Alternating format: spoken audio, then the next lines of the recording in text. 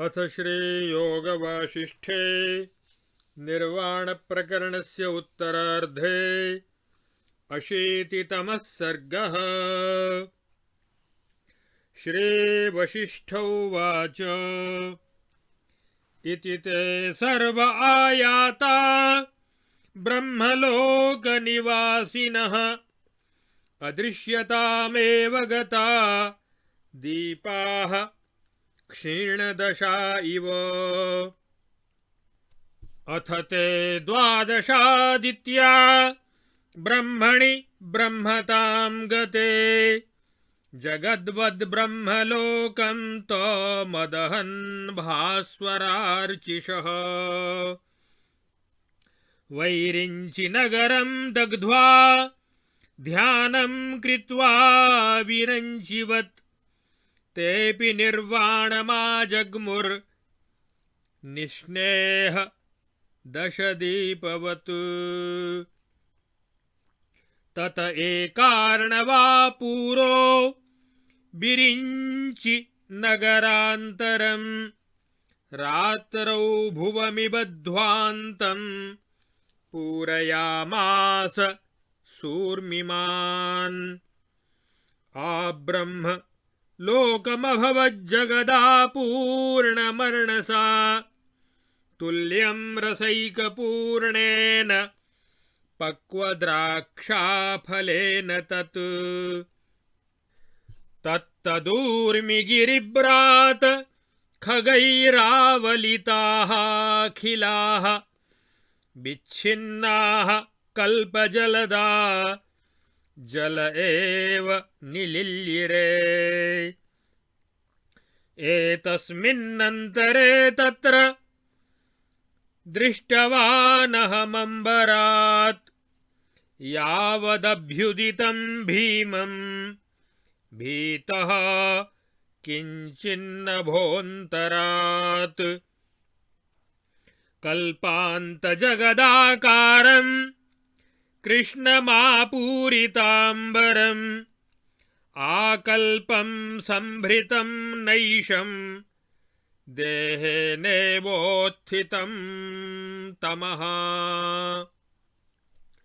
तरुणादित्यलक्षाणां तेज आभास्वरं दधत् आदित्यत्रयसङ्काशैः स्थिरविद्युच्चयोल्वणैः।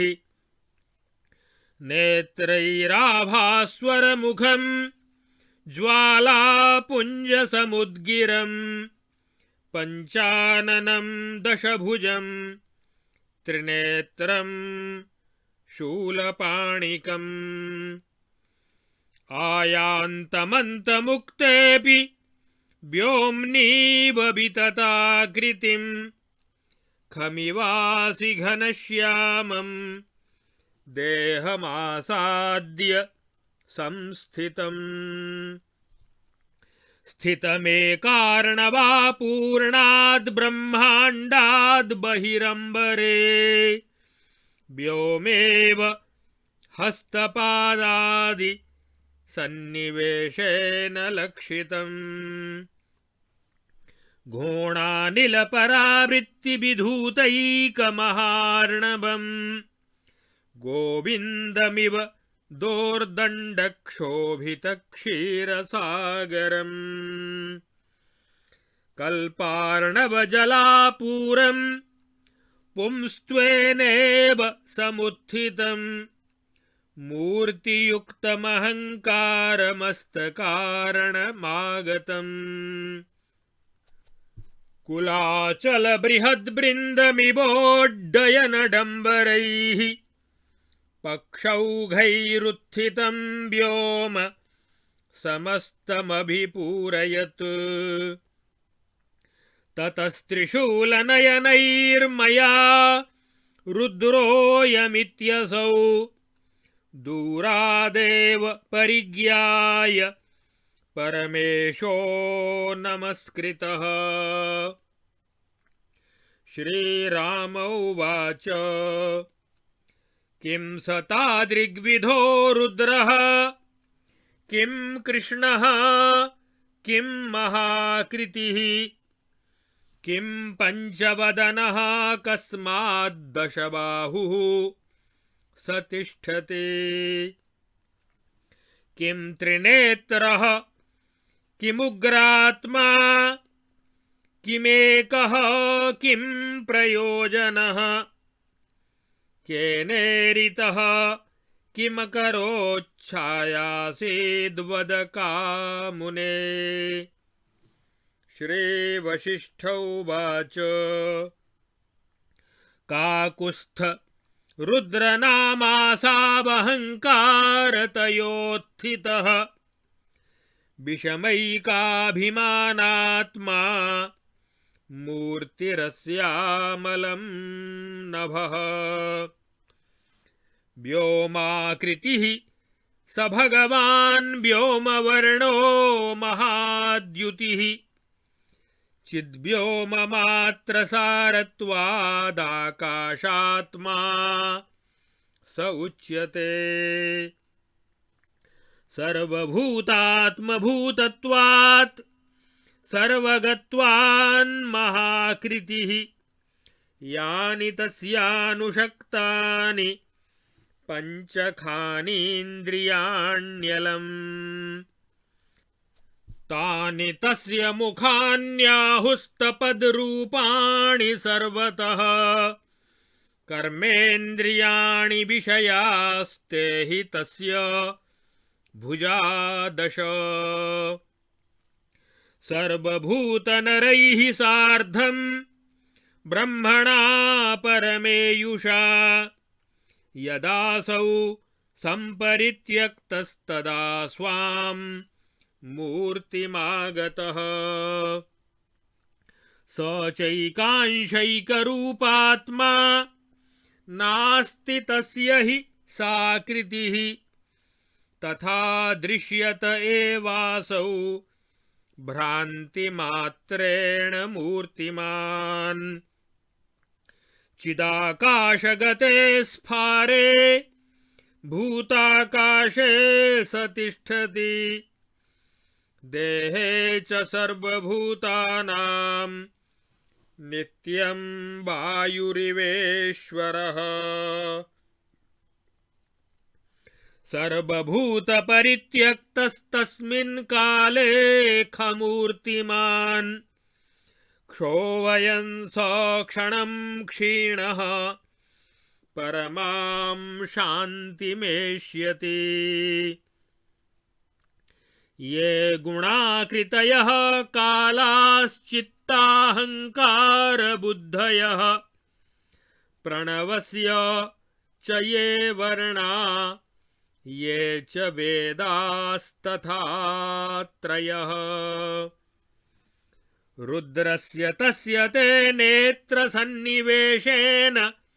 संस्थिताः त्रिशूलं तेन त्रैलोक्यं गृहीतं करकोटरे यस्मात्तद्व्यतिरेकेण सर्वभूतगणेष्वपि अन्यन्न विद्यते किञ्चिद्देहात्मैव ततः स्थितः सर्वसत्त्वोपलम्भात्मा स्वभावोऽस्य प्रयोजनम् ईरितः शिवरूपेण चिन्मात्राकाशरूपिणा तेनैव च निगीर्णः सन् परमां शान्तिमेत्यसौ निर्मलाकाशरूपात्मा कृष्ण इत्येष ईश्वरः कृत्वा कल्पं जगत्सर्वं तत्पीत्वैकार्णवं तदा स प्रयाति परां शान्तिमभूयः सन्निवृत्तये अनन्तरं मया दृष्टस्तत्रासौ यावदुद्यमात् प्रवृत्तः प्राण वेगेन तमाक्रष्टुं महार्णवम्। अथ तस्य मुखं स्फारं ज्वालामालाकुलान्तरम् प्राणाकृष्टो महाम्भोधिर्बाडवाग्निमिवाविशत्। स एव बाडवो भूत्वा बह्निराकल्पमर्णवे अहङ्कारः पिबत्यम्बु रुद्रः सर्वं तु तत्तदा। पातालमिव पानीयं सर्पो बिलमिव क्षणात् पञ्चवायुरिवाकाशमविशत्तन्मुखं जवात्। समुपेत्यापि वद रुद्रः स मुहूर्तेन तत्पयः कृष्णाङ्गोर्क इव ध्वान्तम् सत्सम्पर्क इवागुणम्। आब्रह्मलोकपातालं शान्तं शून्यमथाभवत् रजो धूमानिलाम्भोधि भूतमुक्तं समं नभ। केवलं तत्र दृश्यन्ते चत्वारो व्योमनिर्मलाः इमे पदार्था निस्पन्दाः शृणुतान् रघुनन्दन। एकस्तावदसौ मध्ये रुद्रः कृष्णाम्बराकृतिः निराधारः स्थितो व्योम्नि निस्पन्दामोदबिम्बवत्। द्वितीयोऽवस्थितो दूरे पृथ्व्याकाशतलोपमः भागो ब्रह्माण्डसदनस्याधः पातालसप्तकात्। पातालभूतलदिवां सशैलेन्द्रदिवौकसां व्याप्तः पार्थिवभागेन पङ्कमात्रात्मनात्मभाक्। तृतीयोऽत्र पदार्थो भूदूर्ध्वं ब्रह्माण्डभागभूः दृष्टिक्षयात् सुदूरत्वात् दुर्लक्ष्य गगनासितः। दूरविश्लिष्टयोर्मध्यं यत्तद्ब्रह्माण्डखण्डयोः तदाकाशमनाद्यन्तं ब्रह्म निर्मलमाततम्। चतुर्थोऽसौ पदार्थस्तु तदा संलक्षितो मया चतुष्टयादत्र नान्यदेतस्मादेव किञ्चन। श्रीराम उवाच बहिः किं विद्यते ब्रह्मन् ब्रह्मसद्मकटाहतः कास्तत्रावरणा ब्रूहि कियत्यः संस्थिताः कथम्। श्रीवसिष्ठ उवाच ब्रह्माण्डखण्डयोः पारे ततो दशगुणं जलम् सन्ध्याकाशमनन्तं तद् वर्जयित्वा ततः स्थितम्। ततस्तथैव ज्वालात्म तेजो दशगुणं स्थितम् ततस्तथैव पवनः पवनो निर्मलः स्थितः। ततस्तथैव विमलं नभो दशगुणं स्मृतं ततः परममत्यच्छं ब्रह्माकाशमनन्तकम् अन्यत्रान्यत्र तस्याथ दृष्टयोऽन्यास्तथैव खे कचत्यनन्ता दूरस्था मिथो दृष्टात्मसृष्टयः। श्रीराम उवाच ऊर्ध्वे ब्रह्माण्डखण्डस्य तथाधस्तान्मुनीश्वर तज्जलादिमहाकारम् क्व कथं केन धार्यते।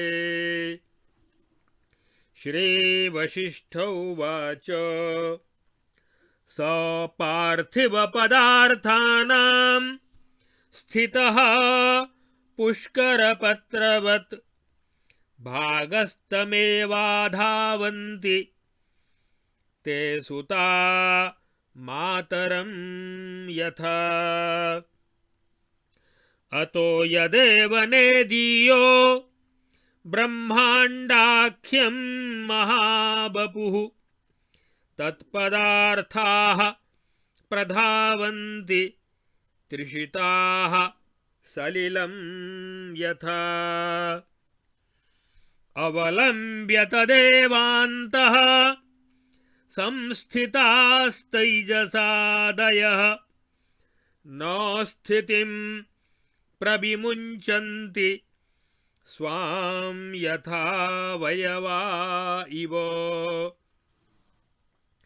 श्रीराम उवाच ब्रह्मन् ब्रह्माण्डखण्डे ते तिष्ठतः कथमुच्यताम् किमाकृती धृते केन कथं वा परिनश्यतः।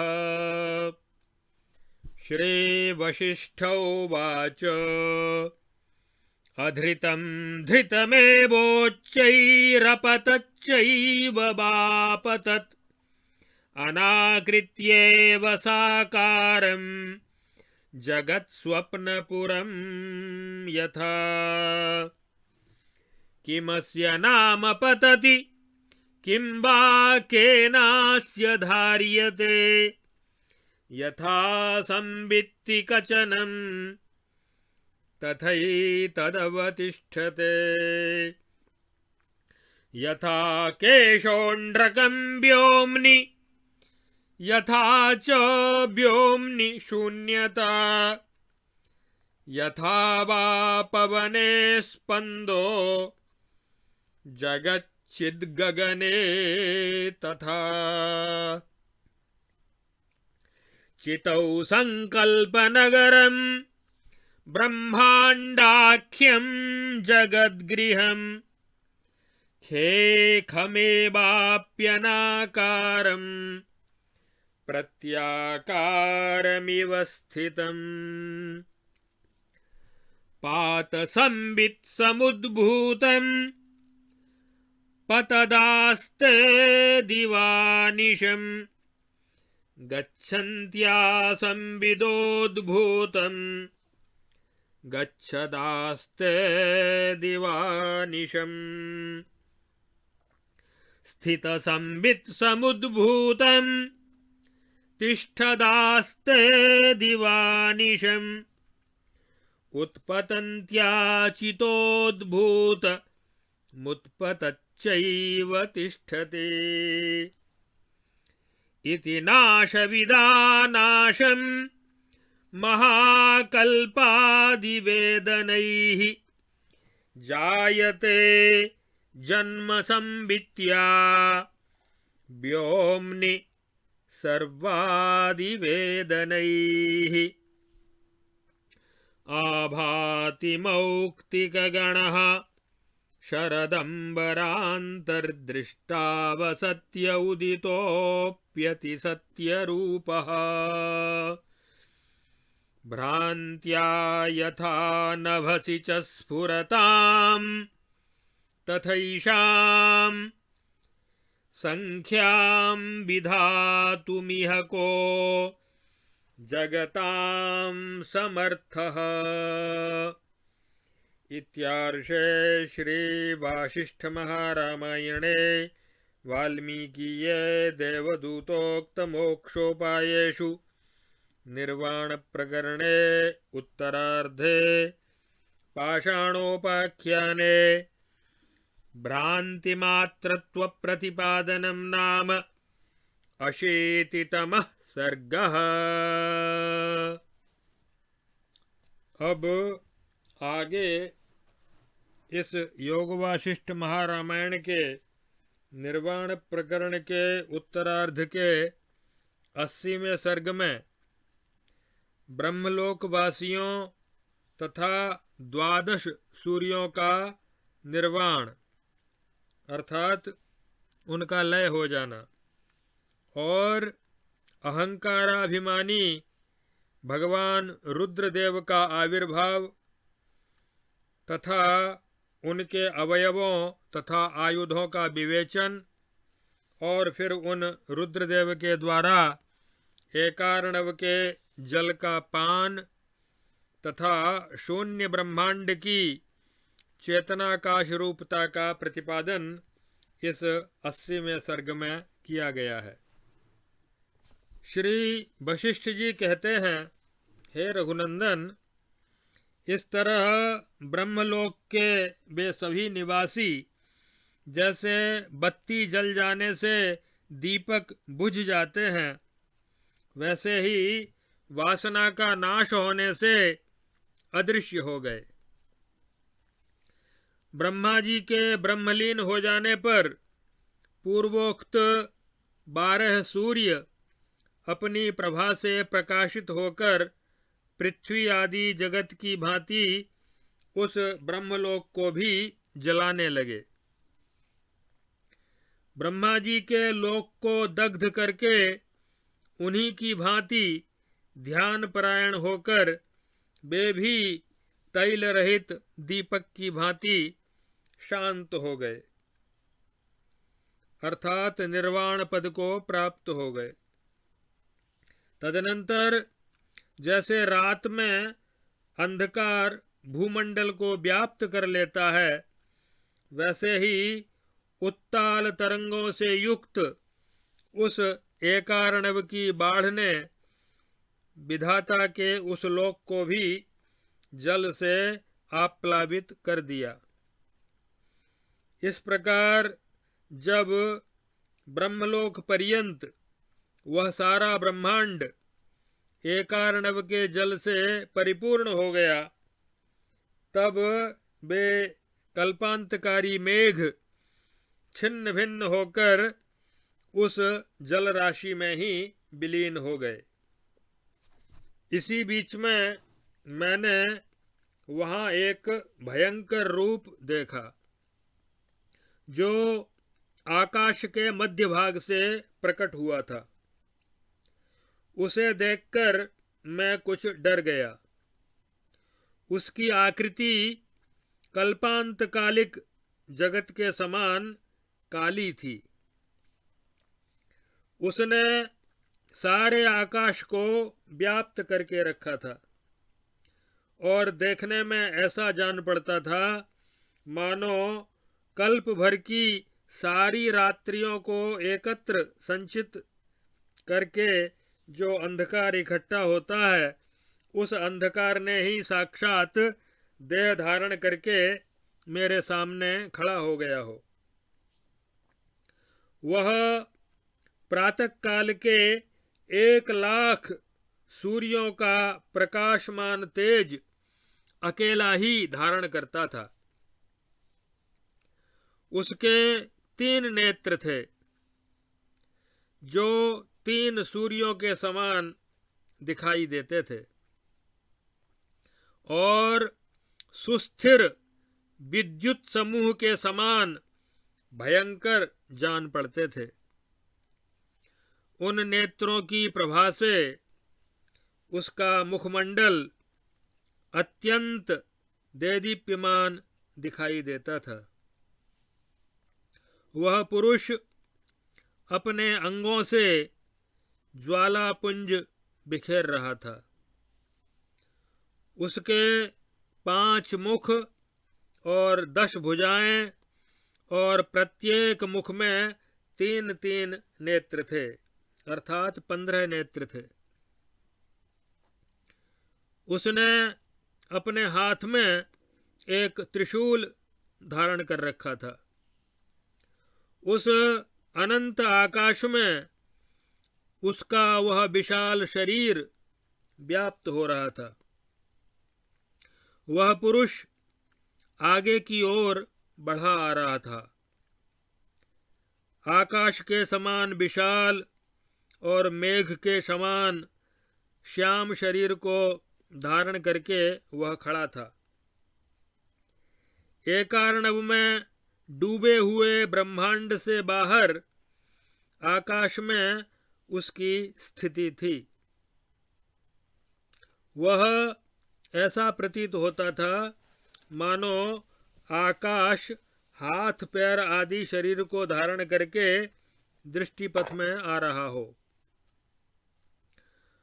अपनी नासिका से निकली हुई सांस के आने जाने से वह उस एकार्णव को कंपित किए दे रहा था। वह अपने बाहुदंड से क्षीर सागर को विक्षुब्ध कर देने वाले भगवान विष्णु के समान जान पड़ता था। ऐसा लगता था मानो उस कल्पांतकालीन महासागर की जलराशि ही पुरुष रूप धारण करके खड़ी हो गई हो, अथवा जिसका कोई कारण नहीं, वह सबका कारणभूत अहंकार ही मूर्तिमान होकर आ गया हो, या कुल पर्वतों का समूह ही अपने पंख समूहों द्वारा उड़ने की लीला करता हुआ समस्त आकाश को परिपूर्ण करके ऊपर को उठ गया हो। उसके हाथ में त्रिशूल था और उसके 3 नेत्र थे। इन लक्षणों से मैंने उसे पहचान लिया कि ये तो भगवान रुद्र हैं। तब मैंने दूर से ही उन परमेश्वर को नमस्कार किया।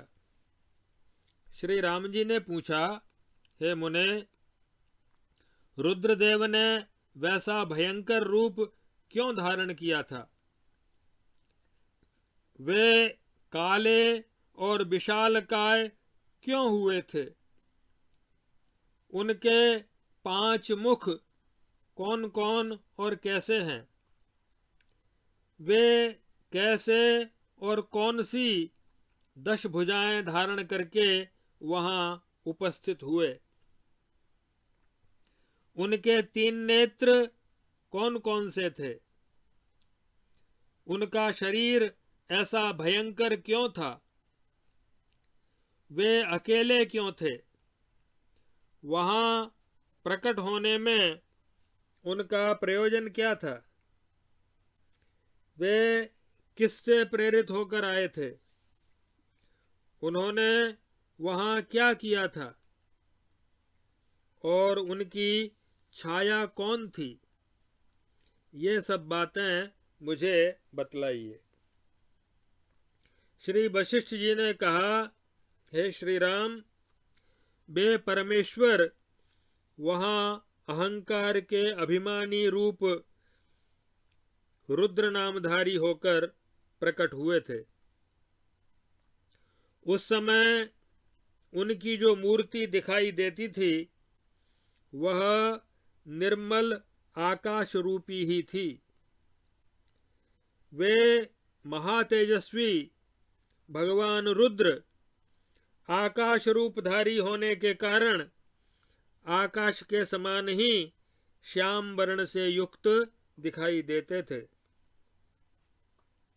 चेतनाकाश मात्र ही उनका सारभूत स्वरूप है। इसलिए वे आकाशात्मा कहे गए हैं। संपूर्ण भूतों के आत्मा और सर्वव्यापी होने के कारण ही वे विशालकाय बताए गए हैं। उन अहंकार रूपी रुद्र की प्रत्येक शरीर से संबंध रखने वाली जो 5 ज्ञानेंद्रियां हैं, उन्हीं को ज्ञानी पुरुष उन रुद्रदेव के 5 मुख बतलाते हैं। इसीलिए ज्ञानेंद्रियां सब ओर से प्रकाश स्वभाव कही गई हैं।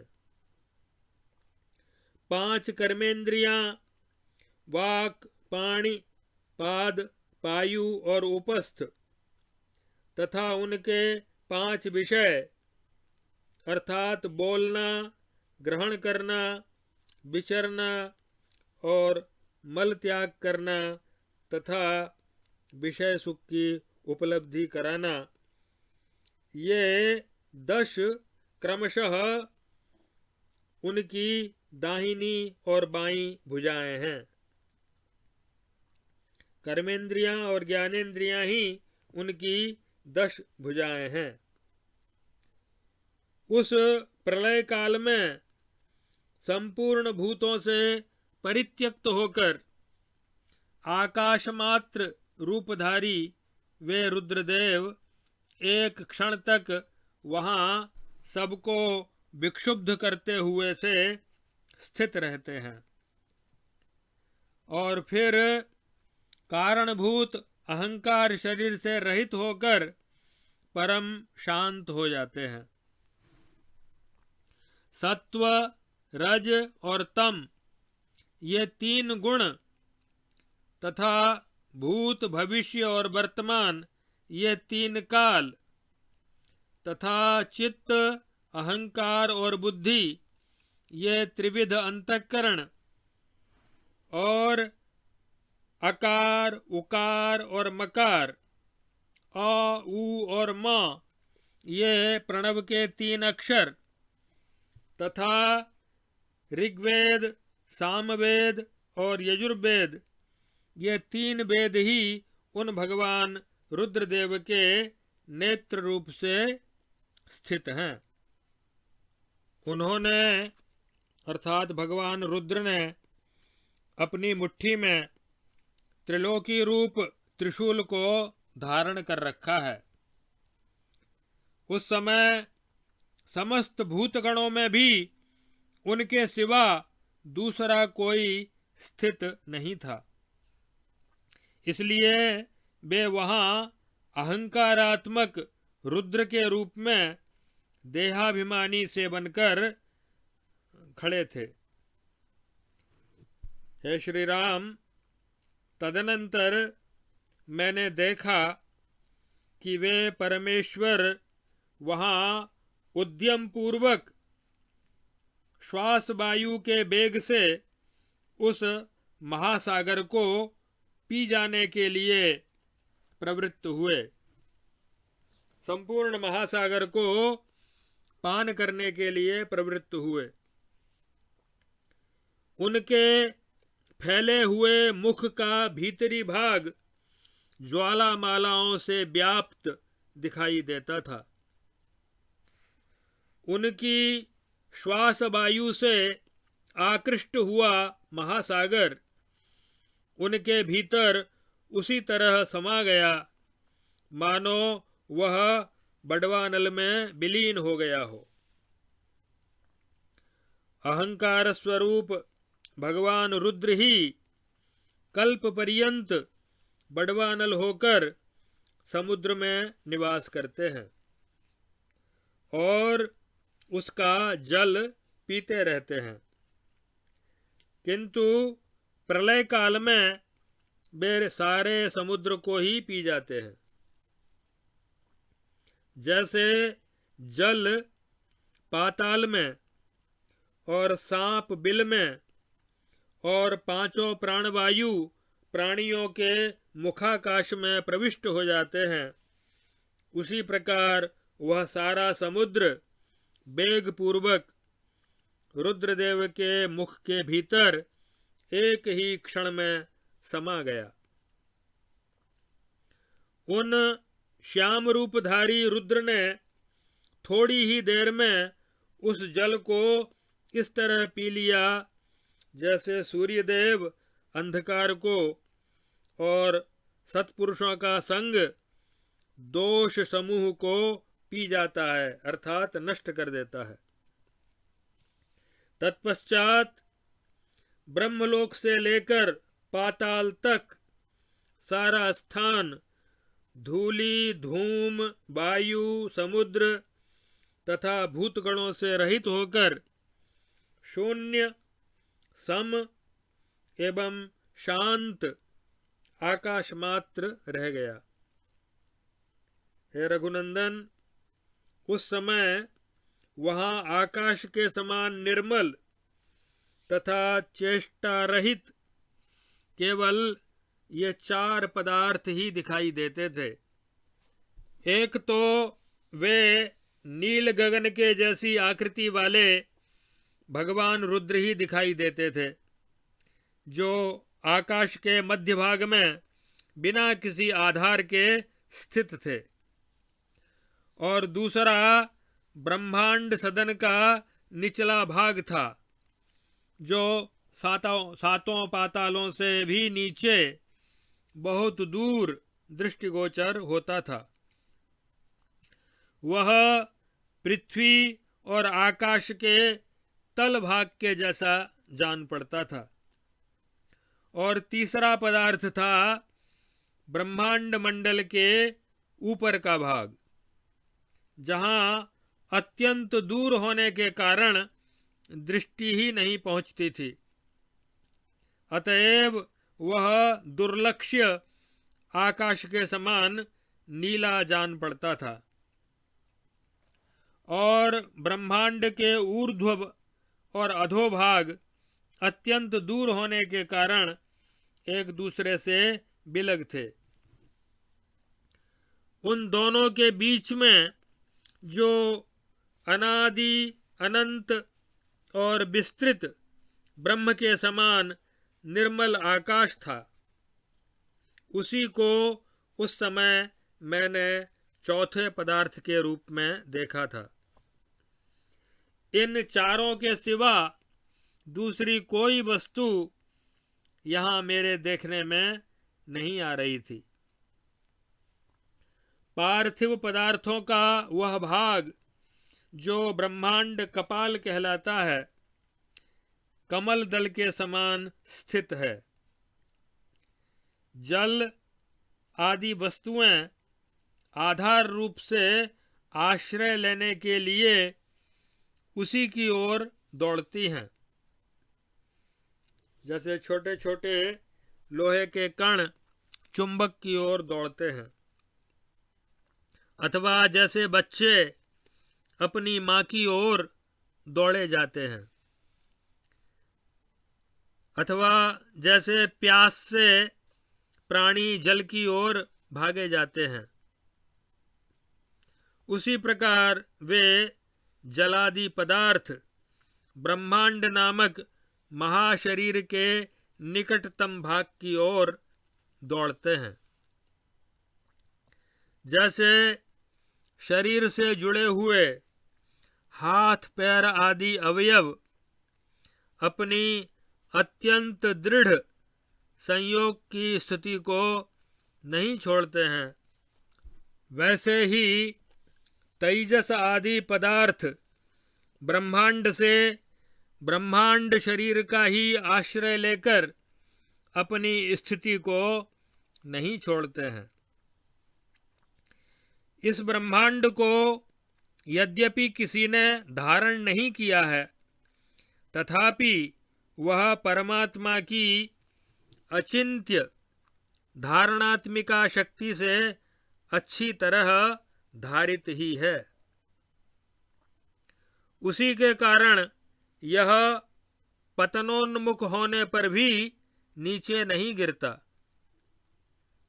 यह सारा जगत आकार रहित होने पर भी स्वप्न नगर के समान साकार दिखाई देता है। जैसे चैतन्य शक्ति का प्रकाश होता है, वैसा ही यह जगत भी स्थित है। जैसे आकाश में श्यामता और शून्यता है, जैसे वायु में गतिशीलता है, उसी तरह चेतनाकाश परमात्मा में यह जगत स्थित है। अम्भोधिस्थलतां स्थलं जलधितां धूलीलवशैलतां मेरुमृत्कणतां तृणं कुलिशतां वज्रं तृणप्रायतां वह्निशीतलतां हिमं दहनता मायाति यस्येच्छया लीला दुर्ललिताद्भुतव्यसनिने देवाय तस्मै नमः। आभाति मौक्तिकगणः शरदम्बरान्तर्दृष्टावसत्य उदितोऽप्यतिसत्यरूपः भ्रान्त्या यथा नभसि च स्फुरतां तथैषां संख्यां विधातुमिह को जगतां समर्थः।